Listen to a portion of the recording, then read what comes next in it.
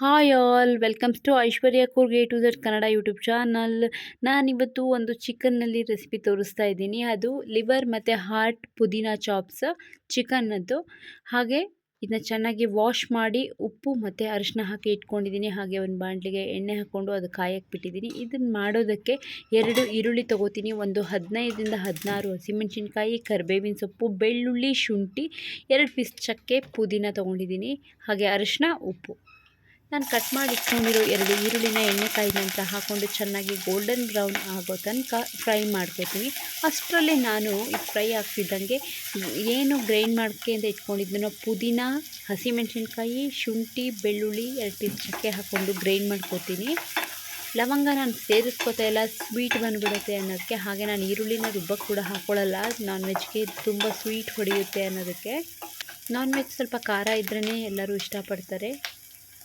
ಸ್ವಲ್ಪ golden brown ಆಗ್ತಿದ್ದಂಗೆ ಇದಕ್ಕೆ heart ಮತ್ತು ಲಿವರ್ ಪೀಸ್ನ ಹಾಕ್ಕೊಂಡು ಚೆನ್ನಾಗಿ ತಿರುಗಿಸ್ಕೊತಾ ಇದ್ದೀನಿ. ನಾನು ಆಲ್ರೆಡಿ ಉಪ್ಪು ಹಾಕಿ ಇಟ್ಕೊಂಡಿರೋದ್ರಿಂದ ನಾನು ಇದಕ್ಕೆ ಮತ್ತೆ ಎಕ್ಸ್ಟ್ರಾ ಉಪ್ಪೇನು ಆ್ಯಡ್ ಮಾಡೋಕ್ಕೆ ಹೋಗಲ್ಲ. ಚೆನ್ನಾಗಿ ತಿರುಗಿಸ್ಕೊತಾ ಇದ್ದೀನಿ. ಹಾಗೆ ನನ್ನ ವೀಡಿಯೋಸ್ ಯಾರಿಗೆಲ್ಲ ಇಷ್ಟ ಆಗ್ತಿದೆ ಅವರು ಲೈಕ್ ಮಾಡಿ, ಶೇರ್ ಮಾಡಿ, ಸಬ್ಸ್ಕ್ರೈಬ್ ಮಾಡಿ, ಇನ್ಸ್ಟಾದಲ್ಲಿ ಫಾಲೋ ಮಾಡಿ, ಯೂಟ್ಯೂಬಲ್ಲಿ ನನ್ನದು ವೀಡಿಯೋಸ್ ನೋಡಿ ಸಬ್ಸ್ಕ್ರೈಬ್ ಮಾಡಿ ಲಿಂಕ್ನ ಅಂತ ಕೇಳ್ಕೊತೀನಿ. ಬೆಲ್ ಬಟನ್ ಪ್ರೆಸ್ ಮಾಡಿ, ನೋಟಿಫಿಕೇಷನ್ ಬರುತ್ತೆ ನಾನೇನಾದರೂ ವೀಡಿಯೋಸ್ ಆ್ಯಡ್ ಮಾಡಿದ್ರೆ ನಿಮಗೆ. ಹಾಗೆ ಎಲ್ಲರೂ ನನಗೆ ಸಪೋರ್ಟ್ ಮಾಡ್ತಾಯಿರಿ ಅಂತ ಕೂಡ ಕೇಳ್ಕೊತೀನಿ. ನೋಡಿ ಬೇಯ್ತಾ ಇದೆ. ನಾನು ಇದಕ್ಕೆ ನೀರೇನು ಆ್ಯಡ್ ಮಾಡಲ್ಲ.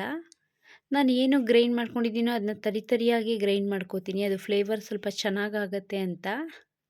ಸ್ವಲ್ಪ ಅರಿಶಿನ ಕೂಡ ಆ್ಯಡ್ ಮಾಡ್ಕೋತೀನಿ.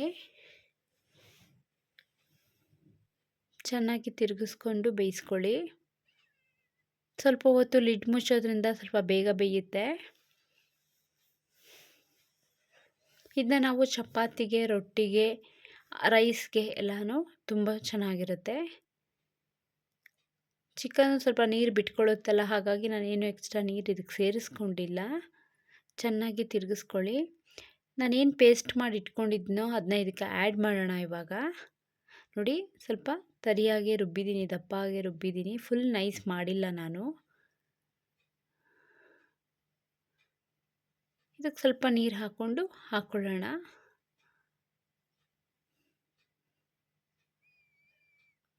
ಪುದೀನ ಮತ್ತು ಹಸಿಮೆಣಸಿನ್ಕಾಯಿ ತುಂಬಾ ಹಸಿ ಸ್ಮೆಲ್ ಹೊಡೆಯುತ್ತೆ.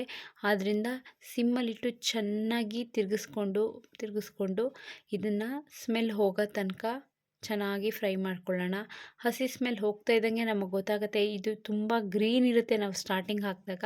ಹಸಿ ಕಡಿಮೆ ಆಗ್ತಾ ಫ್ರೈ ಚೆನ್ನಾಗಿ ಆಗ್ತಾ ಸ್ವಲ್ಪ ಈ ಗ್ರೀನ್ ಕಮ್ಮಿ ಆಗುತ್ತೆ. ಬೇರೆ ಸ್ವಲ್ಪ ಅದು ಗ್ರೀನ್ ತುಂಬ ಇರೋ ಗ್ರೀನ್ ಸ್ವಲ್ಪ ಕಡಿಮೆ ಕಾಣುತ್ತೆ, ಗೊತ್ತಾಗುತ್ತೆ. ಸ್ಮೆಲ್ ಕೂಡ ಸ್ವಲ್ಪ ಡಲ್ ಆಗುತ್ತೆ. ಆವಾಗ ಚಿಕನ್ದು ಬೆಂದಿರೋ ಸ್ಮೆಲ್ ಬರೋಕ್ಕೆ ಸ್ಟಾರ್ಟ್ ಆಗುತ್ತೆ. ನೋಡಿ ಗ್ರೀನಿಶ್ ಇಲ್ಲ ಇವಾಗ. ಈ ಥರ ತಿರುಗಿಸ್ಕೊತಾ ಬನ್ನಿ. ಇದಕ್ಕೆ ನಾವು ಕೊತ್ತಂಬರಿ ಸೊಪ್ಪನ್ನ ಆ್ಯಡ್ ಮಾಡಬೇಕು ಅನ್ನೋದು ಅವಶ್ಯಕತೆ ಇಲ್ಲ. ಯಾರು ನಮಗೆ ಬೇಕು ಕೊತ್ತಂಬರಿ ಸೊಪ್ಪು ಒಂಚೂರು ಅನ್ನೋರು ಹಾಕೋಬೋದು.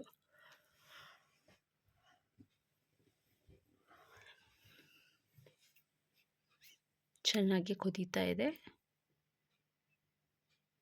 ಚೆನ್ನಾಗಿ ತಿರುಗಿಸ್ಕೊತಾ ಬನ್ನಿ.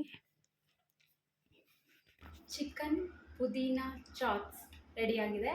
ಇದು ಲಿವರ್ ಮತ್ತು ಹಾರ್ಟ್ ತೊಗೊಂಡು ಮಾಡಿದ್ದೀನಿ ಚಿಕನ್ದು. ನೋಡಿ ಈ ಥರ ಬಂದಿದೆ. Thanks for the watch.